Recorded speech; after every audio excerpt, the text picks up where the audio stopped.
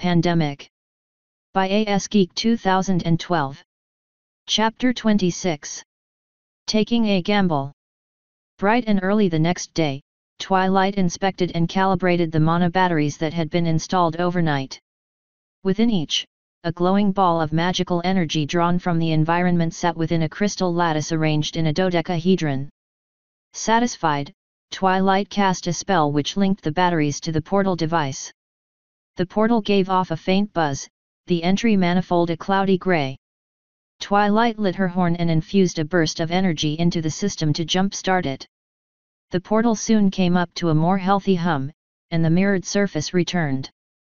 She heard hoof falls behind her and turned to greet them. "Good morning, Star Singer." "Good morning, Princess," said Star Singer as she approached. "Please, just call me Twilight." Star looked around. "Where's Starlight?" "She's at the palace," said Twilight. "Celestia summoned Derpy to an audience, and she's going to be freed from the spell suppressing her memories so Starlight can find out more about what happened." Star lowered her gaze. "I don't envy either Derpy or Starlight." Celestia said she asked Derpy to bring along a good friend for emotional support. Twilight gestured to the apparatus with a wing. "I just finished hooking up the portal to a steadier energy source." Star stepped up to it. "Sunset showed me her portal once. Her setup was more elaborate than this. I'm not surprised, especially since I'm having to reverse engineer everything she did. That's why I'm really hoping you can help us." "I'll do my best." Star Singer turned towards Twilight.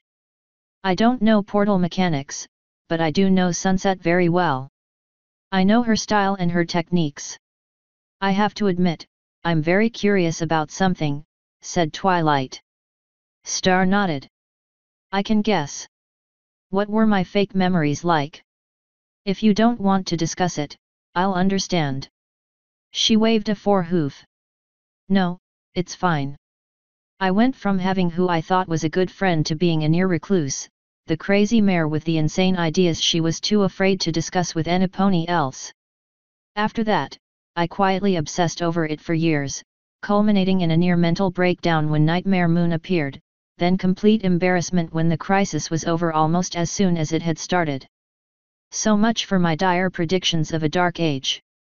I'm truly sorry you had to go through that," Twilight said in a soft voice. "I feel worse for my niece, Moon Dancer. I think she picked up her bookish recluse persona from me." Twilight averted her eyes for a moment. Well, it was more complicated than that, I think." Star smiled. "I'm just happy you helped her in the end. So I take it you didn't consider that the elements of harmony were real." "In my manufactured reality, I never discovered them," said Star Singer. "In my real memories, Sunset investigated but dismissed them as old relics that weren't relevant anymore. That explains something I saw on some scrolls containing power equations that she left for me in her shrine." Star's eyes widened. "She actually left that for you? You've seen them?" "Yes. And it was after she scanned Discord that she dismissed the elements of harmony as an unreliable solution. She said Equestria shouldn't have to rely on a fantastic magical device for its safety." Star paused and waved a hoof at the portal. "So, where were we with this?" Twilight turned to the portal.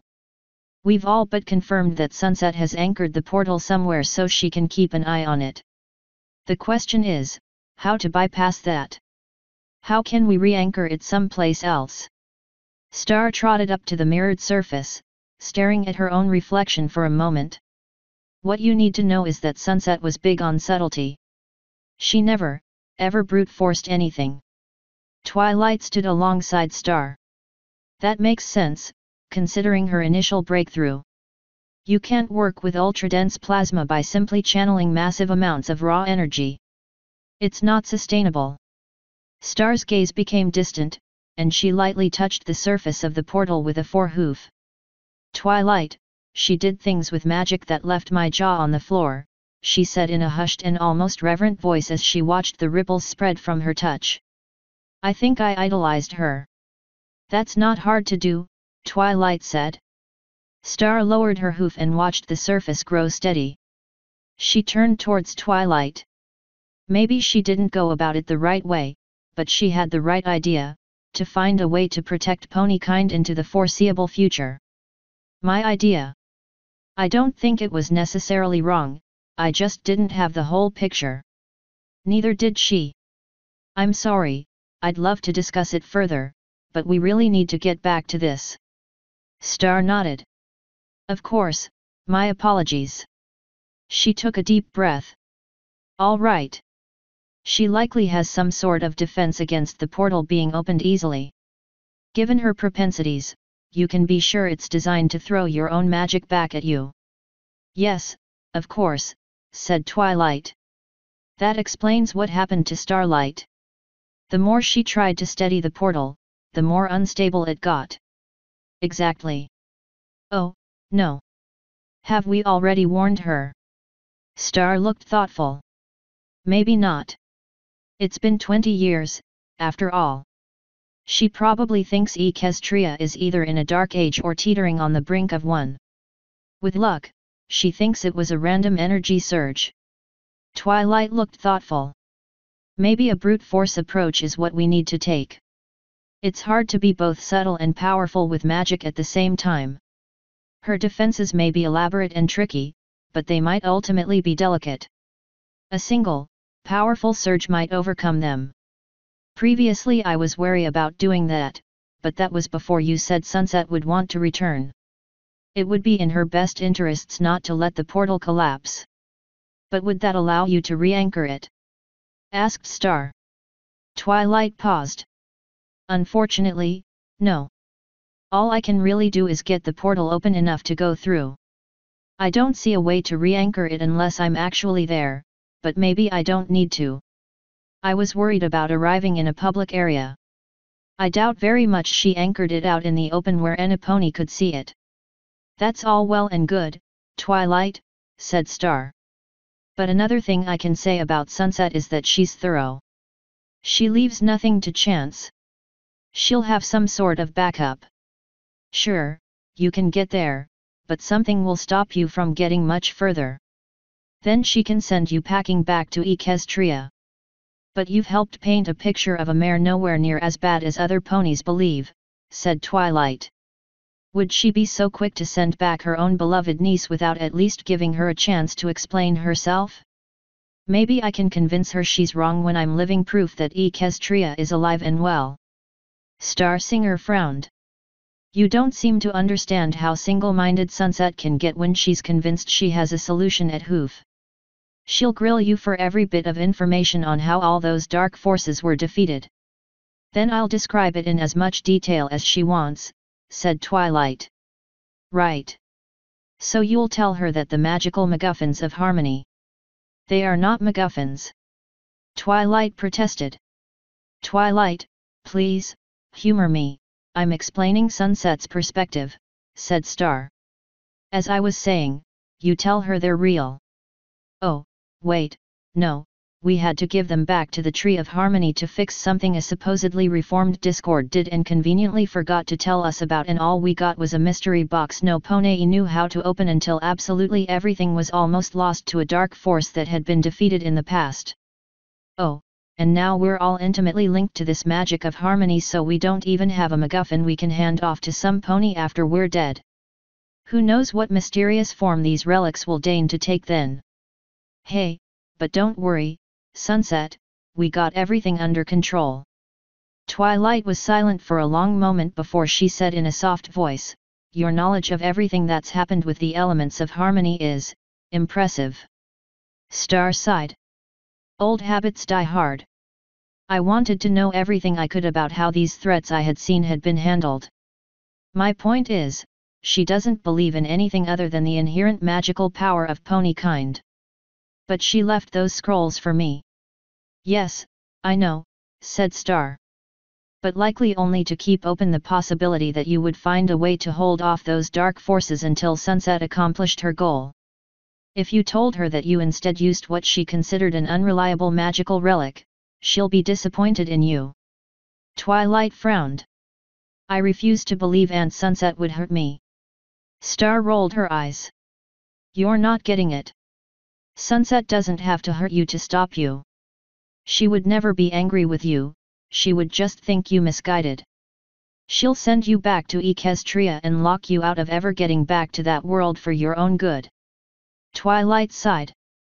In that case, I'm open to suggestions as to what to do. Star Singer turned towards the portal and stared at her reflection again. Send me. What? Send me through the portal. Let me be the first pony she sees. Twilight hesitated. I'm not sure about this. Twilight, all this is my fault. I've spent the last few years thinking I was a great failure, the pony with the useless cutie mark. I want a chance to do something to fix this. I don't mean to downplay your contribution, but what can you do once you're there? Star started to pace. I can gain her confidence. She was disappointed when I wouldn't go with her through the portal, but it didn't shatter our friendship. We still shared the same goal. I can find a way to maybe disarm whatever defenses she's got at her end to let you through. Then you'd have more time to make her see reason. Twilight trotted up to her. If Sunset is as powerful as I remember her, that's a tall order even for the most skilled unicorn. I know, said Star in a low voice. But maybe I don't need to be powerful. Maybe I just need to be her friend. Twilight glanced at the portal. I'll have to think about this. I want to talk to Starlight first. Asterisk. Derpy fluttered her wings nervously and scraped a forehoof against the floor as she stood in one of Celestia's private reception chambers. She swallowed hard as she looked around, shaking her head suddenly when her eyes threatened to unalign. I didn't think they'd take us here, she said in a quavering voice. I hope I'm not in trouble. Now, my dear, chin up, said Dr. Hooves with a smile. The fact that you're not in the formal court bodes well, I would think. But why summon me? I'm an Oponei. Nonsense. Hooves declared. Did you or did you not just receive an award for a perfect on-time record for delivering the mail? Derpy slowly smiled. Yes, I did. Pinkie Pie is planning to throw me a party to celebrate. There, you see? For all you know, the princess wishes to acknowledge your accomplishment. He turned his head at approaching hoof falls. Ah, we're about to find out. Derpy's eyes widened as she beheld Celestia entering the room. When one eye began to drift, Derpy shook her head again to fix it and dropped into a bow when her companion did the same.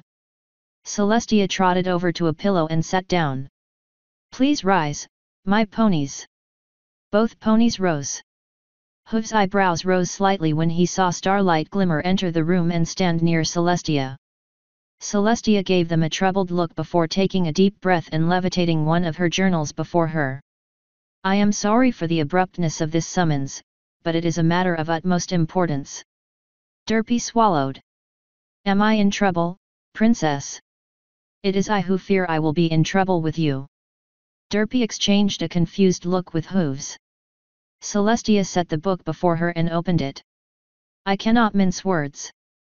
Derpy Hooves, you have been living a life that has been partially a lie, and it is my fault. I don't understand. If I may, princess, said Dr. Hooves. Would this by any chance have to do with her original parents? She had informed me of their tragic loss. Something like that, said Celestia. Her horn started to glow. I am about to break a spell that has been upon you since you were a foal, Derpy. This may come as something of a shock. Her horn blazed, and a tendril of inky black writhed out of the book. Starlight looked on with shimmering eyes as Celestia lowered her head. She pulled the struggling tendril into it, forcing it to wrap around her horn. She jerked her head up, the tendril snapping in two. The intact segment withdrew, and the book slammed shut. The cut piece dissipated. Derpy's mouth fell open, and her pupils shrank to pinpricks. She fell heavily to her haunches, her ears drooping. What? How? Oh, dear, oh, dear. Her eyes glistened. I remember them. Hooves draped a foreleg around her. What is it? Who do you remember? Derpy sniffled as a tear splashed to the floor. My parents, my real parents. Starlight swallowed. Maybe this wasn't such a good idea. I strongly disagree, said Hooves as he drew Derpy close.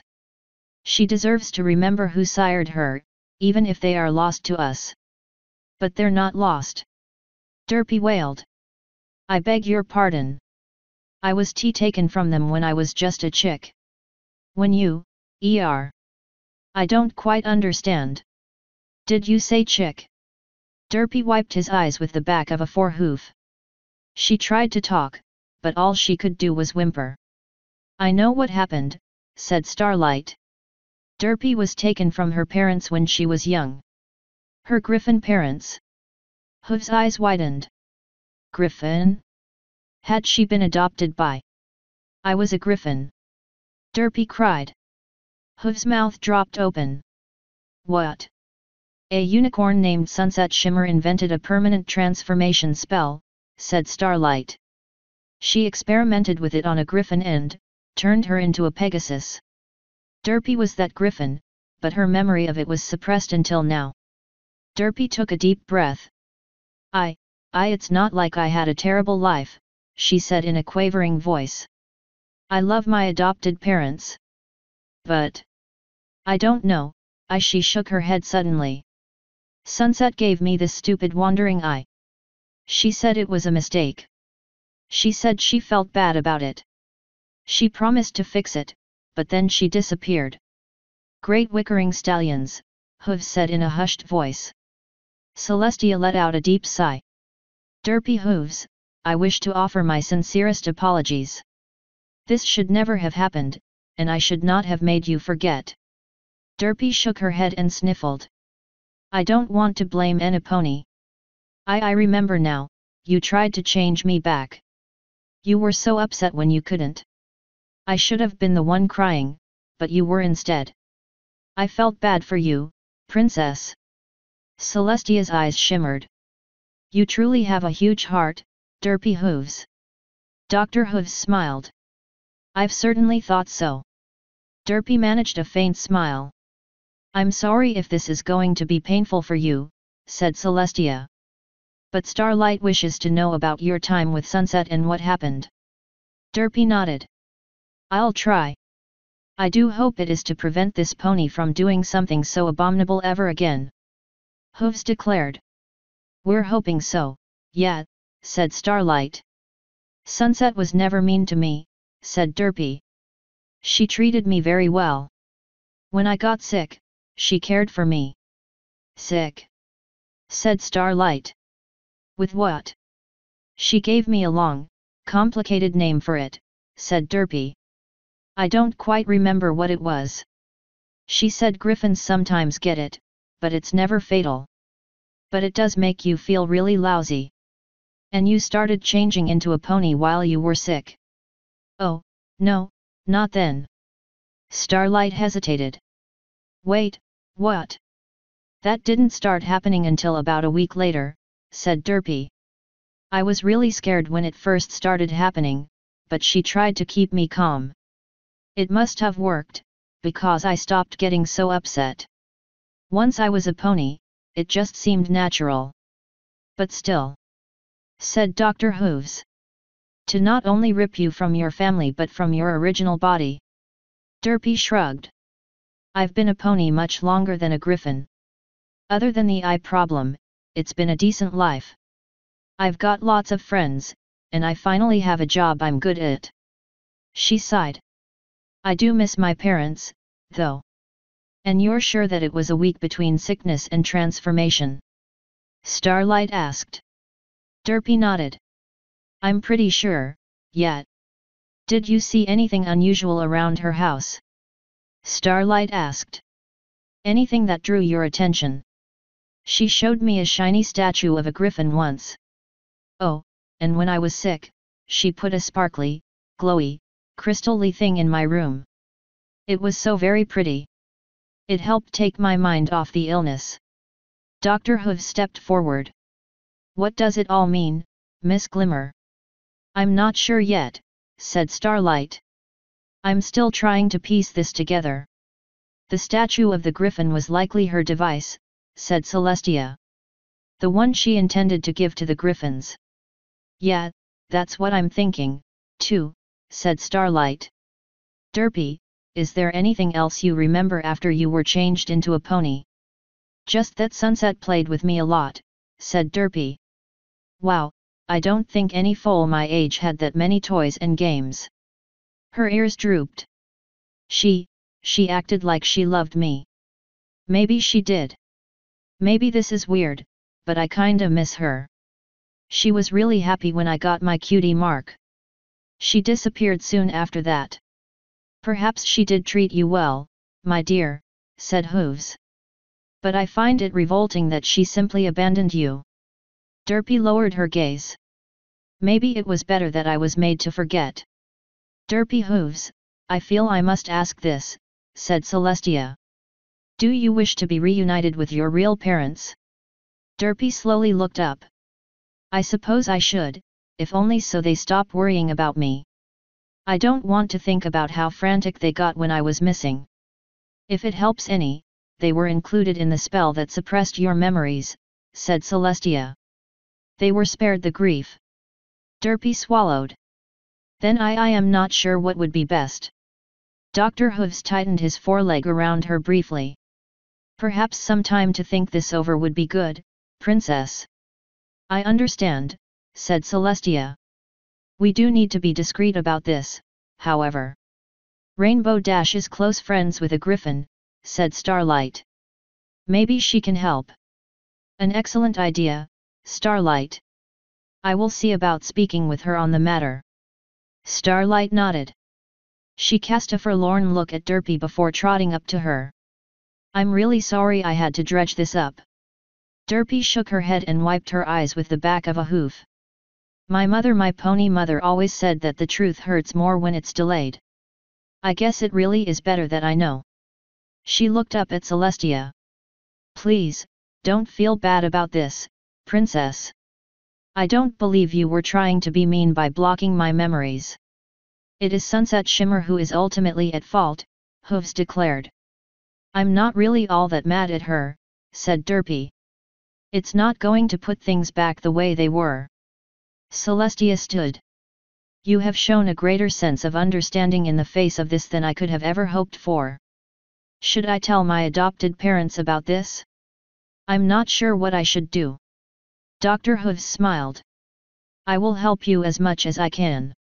Derpy looked at him and slowly smiled. Thanks. You're a really great friend. Starlight smiled faintly and turned away. I better get back to Twilight and see how she's doing. Asterisk. Starlight was intercepted by Twilight before reaching the portal, and they spoke within Twilight's room at her parents' residence. Starlight raised an eyebrow when Twilight relayed her discussion with Star Singer. Oh, right. Star Singer, the pony who was directly responsible for Sunset's beliefs, wants to be the first pony through the portal. Sure, that's not suspicious at all. You're not the only pony who's unsure of whether she can be trusted or not, said Twilight in a low voice as she paced. This is not going at all how I had hoped. Face it, Twilight, she can tell you anything she wants, and we have no way of knowing whether it's true or not. But a lot of what she did say does make a certain amount of sense, said Twilight. We can pretty much accept as true that Sunset didn't trust things like the elements of harmony. What we know of her research bears that out. I think you're overanalyzing it. It boils down to this: you're an alicorn, Sunset isn't. You can dish it out better than she can. She can still have the upper hoof, Twilight declared. She knows that world far better than we do and has had 20 years to prepare. She could hold me off indefinitely. Are you serious? Said Starlight. How can a single unicorn hold out against an alicorn? You mean like a unicorn once did repeatedly against an alicorn chasing her through a time portal? When did that ever, Starlight frowned. Fine. Point taken. Twilight stopped pacing and turned to face Starlight. There's another thing to consider.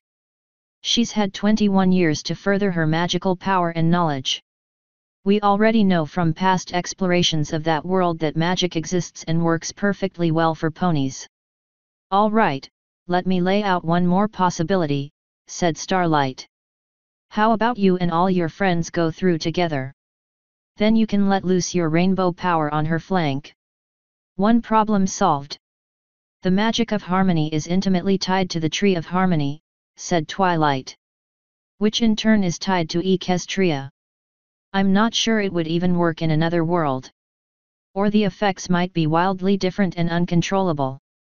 It's too much of an unknown variable to trust. She took a step closer to Starlight. I really feel the best approach is a peaceful one. I tried the brute force approach with you and failed. Only once I started to talk to you and make you realize your mistake did you stop. Starlight's gaze softened.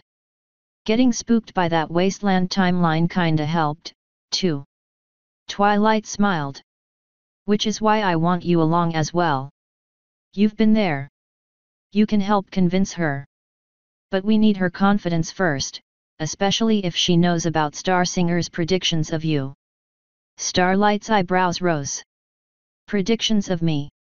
You were, included in her visions of dark forces. Starlight rolled her eyes. Great. I don't know whether to be flattered or insulted. Twilight looked thoughtful. I have an idea. What if I talk to Moon Dancer? I can have Celestia free her from the spell as well and hear what her impressions of her aunt are. Maybe that will gain us more insight as to whether we can trust Starsinger or not. If Starsinger didn't pull the same trick that Sunset did in hiding what she really believed from every pony, said Starlight. I know, that's a distinct possibility. All right, how about a failsafe then? We equip Starsinger with a far-hearing stone so we can hear her conversation with Aunt Sunset. Would that work through the portal? Once Starsinger goes through, I can keep it propped open enough for the energy to be transmitted back. Starlight narrowed her eyes. And if Sunset senses we're eavesdropping and cuts off communication? I'm not going to hide the fact that we're listening in, said Twilight. I want to be as open with Aunt Sunset as possible. But if that doesn't work, then we switch to the backup plan. We both go through and fight her, if we can. Starlight considered. I don't like it, but I don't have a better idea. I'll send off a letter to Celestia shortly about Moon Dancer and prepare the proper spell for the far-hearing stone, said Twilight. So what did you find out concerning Derpy? Starlight summarized what happened in Celestia's chamber. Twilight lowered her gaze. Poor Derpy. I had a feeling this would be hard on her. But it does mean we have yet another mystery on our hooves, said Starlight. It's clear that there was a delay between the infection and the transformation. Which, on one hoof, makes sense, said Twilight. No pony would think anything of the initial infection. Just another common disease making the rounds. They might not even associate the infection with the transformation at first, ensuring that it had a chance to spread. All well and good, but you see the problem. Twilight lifted her head and nodded. Where did all the magic go before it was used for the transformation? Well, the spell structure itself can be stored indefinitely, right? Said Starlight. Yes, since it simply controls how the undifferentiated thaumic energy is changed into the specific form of magic needed. But that happens when the spell is actually cast, which has to be at the time of infection. It can't be after the virus is defeated. Time delay. Starlight suggested. Like that writing in your journal. You can only time delay the actual start of the effect, said Twilight. In this case, the transformation. The energy for it still had to be created when the spell is cast, so it had to be stored somehow until it was needed. I don't want to delay getting through that portal, said Starlight. I'll keep working on this puzzle while you make preparations. I agree, we have to get to that world. Maybe if we can convince Aunt Sunset of her mistake, we won't need to figure this out ourselves. Asterisk. Moon Dancer's eyes went distant for a few moments before her pupils shrank slightly, and her lips parted. She blinked rapidly and swallowed. Are you all right? Asked Twilight. Just give me a moment, Moon Dancer said in a soft voice. They sat in her home, as Twilight had preferred not to subject her friend to all the pomp and circumstance of the palace. She had Celestia time her removal of the spell while Twilight was visiting. I'm sorry if there's anything traumatic that you just remembered. Well, not really, it's more that. Moon Dancer trailed off and stared at Twilight. What exactly just happened? It's what I tried to explain to you earlier, said Twilight. You and a lot of other ponies have been under a memory suppression spell for 21 years. There's got to be a story behind that. There is, but it's a long one, and I don't have time to tell you all the details. I promise I'll fill you in later. So what exactly changed in your memories? Mostly stuff about my anti-star, said Moon Dancer. Which explains the odd way she was acting yesterday. Was the spell broken for her as well? Yes, said Twilight. We had to access her memories of my aunt, Sunset Shimmer. Moon Dancer's eyes widened. Oh, goodness, the last thing I can now remember from that time was my family hearing she had passed away unexpectedly. I'm so sorry, Twilight. I know my condolences are 20 years late, but... Twilight smiled. It's all right. Thank you. What do you remember of your aunt and mine? Well, let me start with Auntie Star, said Moon Dancer. Now I remember her as being a little more outgoing. She visited my family and spent time with me more often. I also remember her speaking highly of Sunset. She paused. Actually, more like gushing about her. Auntie was really impressed with Sunset's magical prowess. Moon Dancer grinned and glanced at Twilight. Guess it runs in the family. Twilight blushed faintly. Did your aunt ever mention anything about her interests? Not a whole lot, actually, said Moon Dancer. She wasn't very big on details. She did mention something about her cutie mark. I had asked her about it, and she gave me a vague answer about it having to do with the future. What about your aunt's demeanor? Twilight asked. I have to admit, Twilight, it seemed like she fared better in my suppressed memories. She actually had a friend who was bringing her out of her shell. In what I guess were my fake memories, she was a near recluse, and after college it just got worse. She was worried that maybe you had emulated her, said Twilight softly. Maybe I did, said Moon Dancer in a subdued voice. It's hard to tell how it would have turned out differently. In any case, Auntie Star didn't really start to come around until shortly after you moved to Ponyville. Do you know anything of Star Singer's relationship with Sunset? Asked Twilight. I know that Sunset was over for dinner a few times, but the very last time, she was all stiff and formal, and Auntie Star was really quiet. I think maybe they had a falling out. Moon Dancer's gaze became distant. I remember something else. My mother, Auntie Star's sister, was worried about her and pressed her pretty hard about what had happened, and my aunt said the strangest thing. She said, we're both trying to save Equestria, we just can't agree on how to go about doing it. Twilight's eyes widened. Did Enipony ask her to clarify at all? I don't know. I was, eavesdropping. I don't think I was supposed to hear that. I dashed away before I could be discovered. Moon Dancer paused. It wasn't long after that when we heard Sunset had died, but I never saw my aunt's reaction to it. Twilight considered. Moon Dancer, how would you describe your aunt as you recall in your real memories now? Moon Dancer gave Twilight a wary look. Is my aunt in some sort of trouble? No, not at all, said Twilight. But she needs to help me with something very important that requires placing a huge amount of trust in her. Where I hardly know her, I need to be sure. Moon Dancer nodded. Well, even when she was more outgoing, she did tend to keep a lot of details about her life to herself. So she was being secretive? Twilight asked. Not really. More like she was worried. Even when she was in a more upbeat mood, there was always that worry lingering in the background. Moondancer paused and turned her head towards Twilight. That's all I really know. Twilight nodded and hopped off the sofa. Thank you, I really appreciate you talking to me, and I'm glad you're taking this well. Moondancer smiled wanly. It is a little disturbing to have had my memories suppressed all this time, but I'm absolutely fascinated by how the spell might have worked. Twilight smiled. In that respect, you haven't changed a bit. Can you tell me something? Said Moondancer in a softer voice. Do you have any idea what my aunt meant by what she said about saving Equestria? Was it just hyperbole, or did she really mean it? In a way, she was sincere in what she said, Twilight said. It was just that neither of them quite understood the whole picture. I promise to fill you in later. Moondancer nodded. I just hope Auntie Star comes through this okay.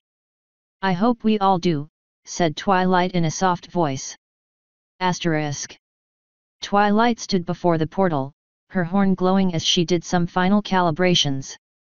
Spike stood beside her with a scroll and quill, occasionally taking down notes that Twilight dictated.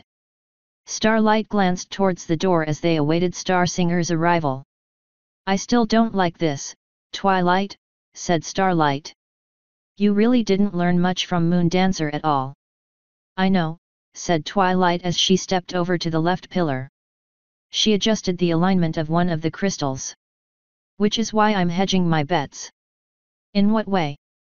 Twilight paused to calibrate the flow of energy from one of the mana batteries. There might be a way to break the anchor at the other end of the portal from here. Starlight stared.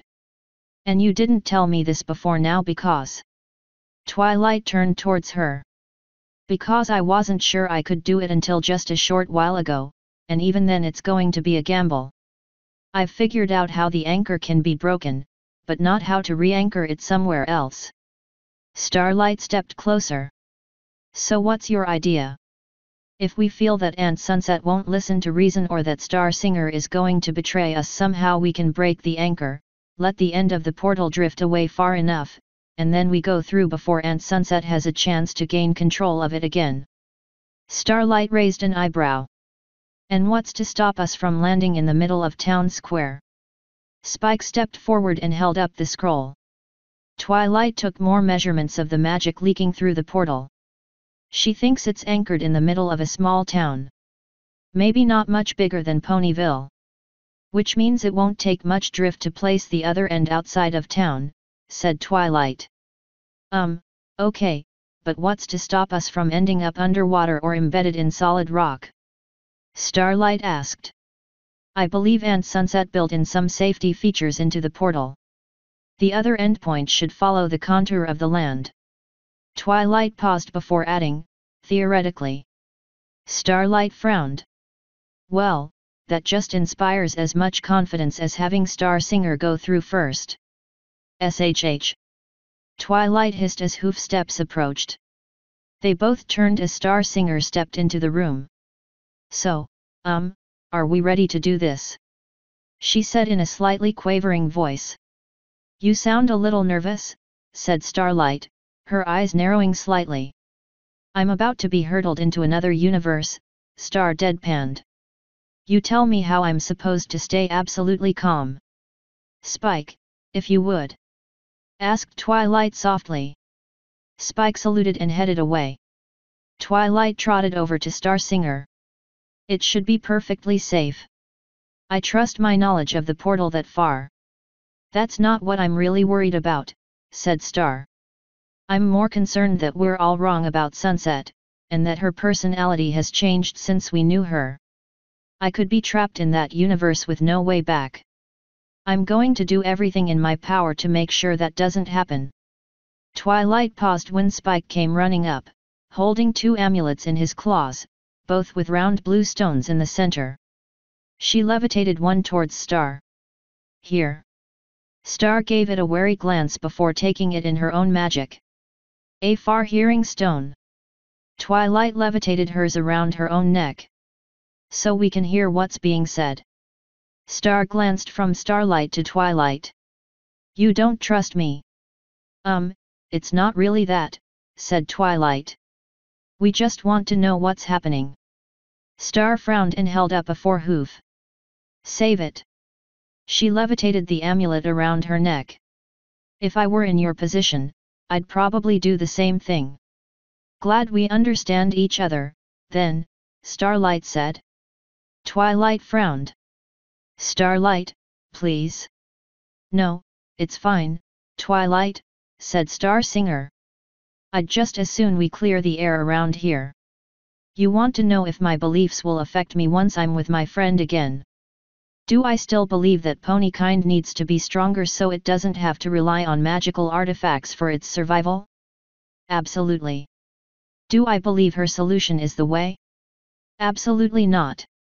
I'm convinced that if she had stayed here instead of heading off to some other world, we could have figured out a solution together, or we could have understood the magic of harmony better. She paused and added in a lower voice. I still believe that, and I still want the chance to do it. I want her back here, where she belongs. All right, said Twilight. Starlight, I'll need your help.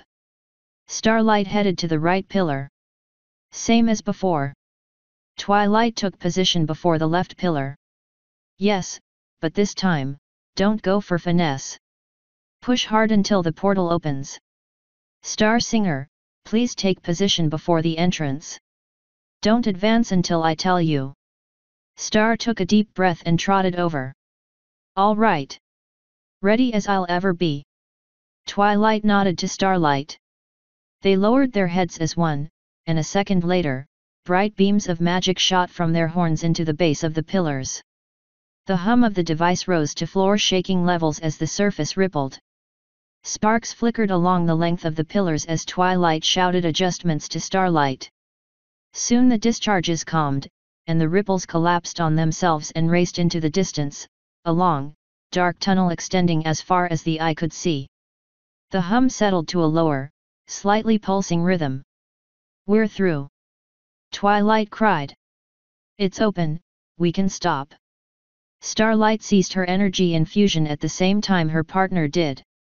She panted lightly as she took a step back.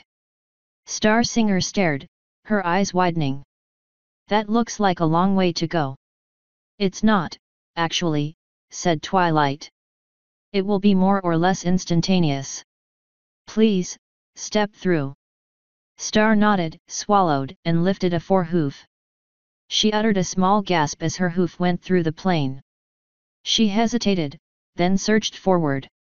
When the last of her had passed through, her form seemed to freeze for a moment before abruptly racing off into the impossible distance. Asterisk. Before Star Singer could take a single breath, her hooves found purchase on a floor harder than the one she left. She blinked rapidly, trying to take in surroundings lighted only by the open portal behind her and a distant glow. Her eyes widened as she realized she was in a room with smooth, stony floor and walls, and her heart skipped a beat when she thought she was in some sort of dungeon. Then she saw the high window on one wall and the daylight beyond it. She lifted her eyes to the wooden beams that ran overhead and saw a staircase leading up. A basement. Star murmured. Her ears swiveled as she heard a sound halfway between soft crackling and bubbling that was oddly familiar. Her gaze fell upon a crystal apparatus against one wall that looked very much like an analysis device she once used back in college in one of her biology courses. She looked towards the stairs. They looked a bit steep for her hooves, but she supposed she could climb them if she were careful. Yet no sooner had she taken a single step when magic sparkled and rippled before her as a shield sprang up, surrounding her, and the runic circle she only then noticed had been drawn upon the floor. Star Singer raised a hoof and poked her prison. The magic rippled from her touch, but otherwise it might as well have been made of solid stone. Her far-hearing stone glowed, and Twilight's slightly staticky voice said, "What's going on?" "We sensed a magic surge at this end. Just the backup plan I told you about," said Star. She lit her horn. It's a shield, and just as I suspected, it's feeding off my own magic to maintain itself. Don't fight it, Twilight said. The glow of Star's horn faded. I'm not intending to. So what's she supposed to do? Came Starlight's voice. I'm supposed to wait, said Star. I doubt it will be long before sunset comes too. A flash of light filled the basement, and a yellow and red unicorn stood several pony lengths away. Investigate. Star Singer paused as her gaze fell upon the unicorn whose eyes had widened and mouth had dropped open. Her heart lurched as memories now raced in her mind, fond remembrances clashing hard with resentment, and neither gaining the upper hoof. She finally took a deep breath to compose herself and said, "Hello, Sunset. Long time, no see." Author's note. This will be the end of the 2-chapter updates. Starting next weekend, I will post 1 chapter at a time. I will still be on the same weekly update schedule. End author's note.